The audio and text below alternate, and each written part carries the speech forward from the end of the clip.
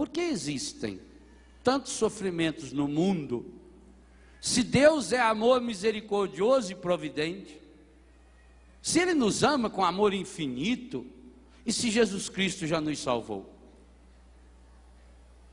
Será que a presença do sofrimento no mundo não contradiz tudo isso?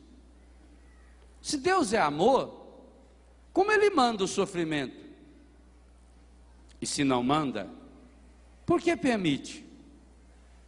Se Ele está acima de tudo e cuidando de tudo, aqui coloquei cuidar no gerúndio, por que não dá um jeito de acabar com a dor que existe no mundo? Quantas vezes você deve ter ouvido ou proferido perguntas semelhantes a essas? O que a Bíblia nos ensina e o que Deus pode nos inspirar para responder a essa questão? Meus irmãos, há um obstáculo que parece pequeno, mas é imenso. Quantas vezes um óculos de sol, você deve ter um óculos de sol aí, quantas vezes esse óculos de sol é menor do que o sol? Dá de comparar? Mas no entanto, se eu o coloco nos meus olhos, ele protege. Você tem um guarda-chuva aí, uma sombrinha? Daqui. Hein? Isso aqui é poderosa. Poucas coisas são mais frágeis do que esse trenzinho. Hein? Feito em alumínio, não sei bem se é alumínio. Leve, leve, leve. Um paninho então mais fino impossível. Dá de comparar a força desse guarda-chuva ou desse chapéu de sol com a força do sol e da chuva? No entanto, se eu colocar, ele me protege. Mas não é infinitamente menor do que a chuva? Infinitamente mais fraco?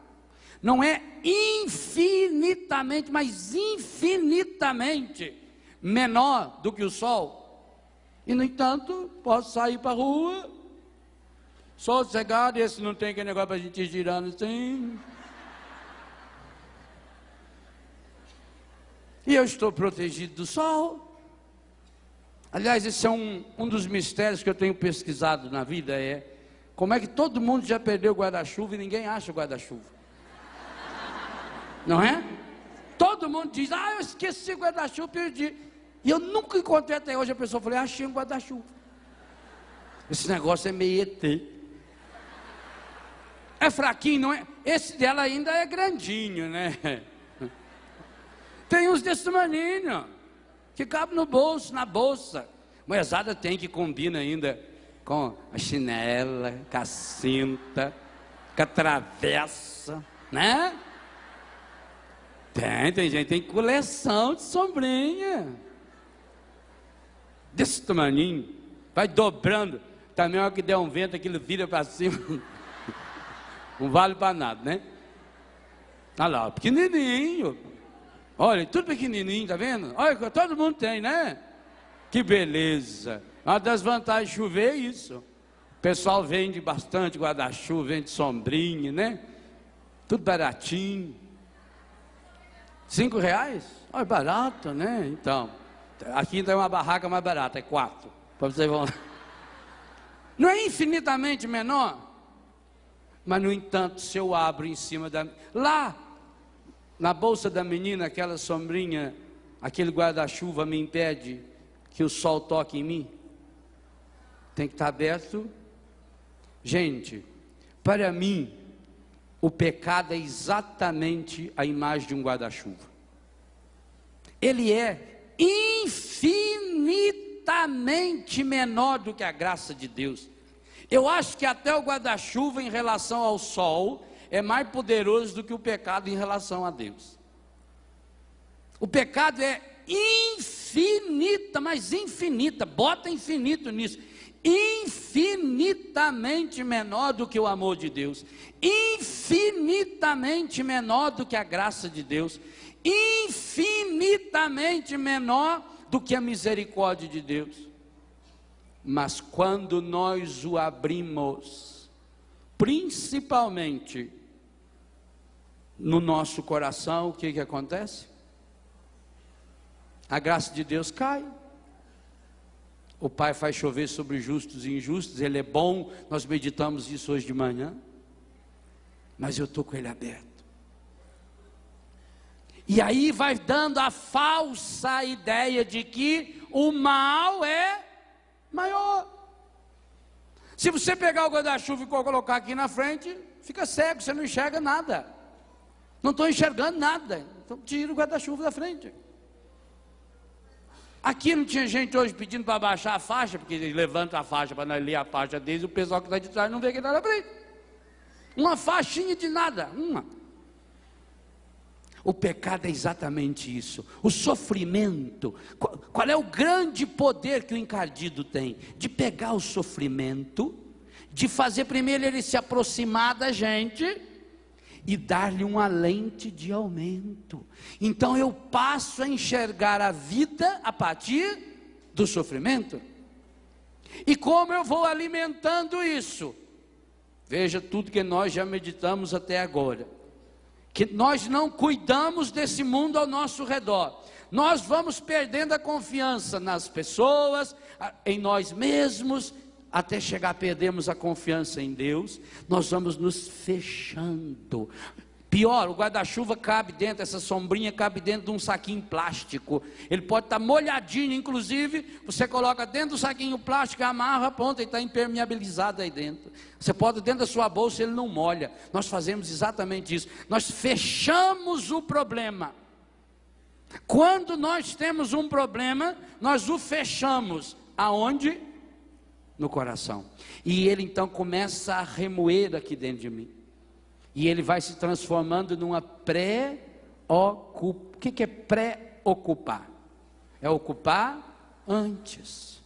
E eu fico então, o apego ao passado, porque eu vou trazendo o meu passado que não foi assimilado, que não foi perdoado.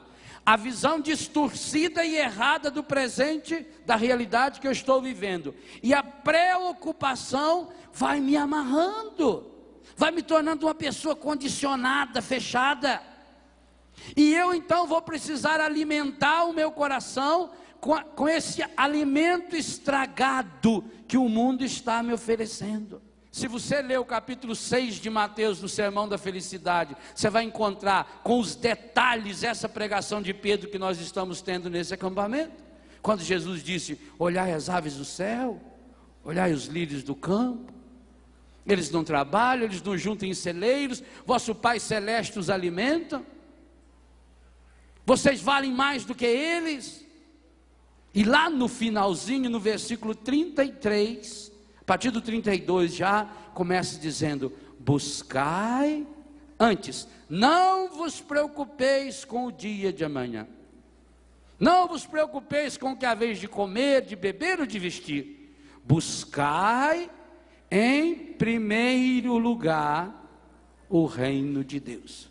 Olha que coisa impressionante. Jesus não estava falando que você deve cruzar o braço.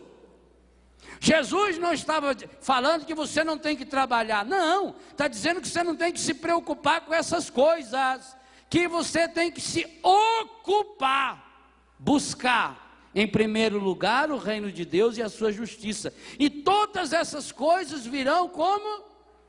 Significa que nós precisamos de todas essas coisas, mas quando é que elas virão como acréscimo? A conclusão do capítulo 6 de Mateus: a cada dia basta o seu cuidado. Porque ele volta nessa palavra cuidado. Ele tem cuidado de vós. Deus cuida de mim na medida em que eu vou também cuidando das coisas de Deus em minha vida. O pecado não tem o poder de afastar Deus de mim. O pecado tem o poder de me afastar de Deus. O pecado não tem o poder de fazer o sofrimento entrar na sua vida. Tem o poder de fazer você deixar-se dominar pelo sofrimento. O pecado faz com que você enxergue qualquer realidade, inclusive as boas. Longe de Deus, as coisas boas se tornam coisas ruins. Tudo que a gente faz de forma errada, mesmo que seja uma coisa boa, acaba sendo ruim. Comida é coisa boa? Come demais para ver. Água é coisa boa? Bebe demais. Sexo é coisa boa? Claro, foi Deus que fez. Faça do jeito errado para ver. Percebam, quando nós nos afastamos de Deus, até as coisas que são boas, quanto mais as que não são boas. O pecado tem o poder, quando eu me fecho nele, quando eu fecho o meu coração, quando eu abro o guarda-chuvinha, quando eu protejo o meu coração. O sol está lá imenso, eu abro o guarda-chuva e ele não me atinge. A chuva está caindo, eu abro o meu guarda-chuva e ela não me atinge. A graça de Deus está sendo derramada. São Paulo nos diz em Romanos 5, o amor de Deus foi derramado. Mas nós estamos lá com o nosso guarda-chuvinha aberto. E tem gente que leva esse guarda-chuvinha para todo lado. E não deixa a graça de Deus atingir sua vida. E depois reclama. Ah, porque será que Deus permite o sofrimento? Deus não permite o sofrimento. A doença não vem de Deus. Você não vai encontrar nenhum lugar, nem da Bíblia, na interpretação correta, dada, portanto, por Jesus, e no catecismo que diga, a doença é vontade de Deus. Por isso Jesus curava todas as pessoas.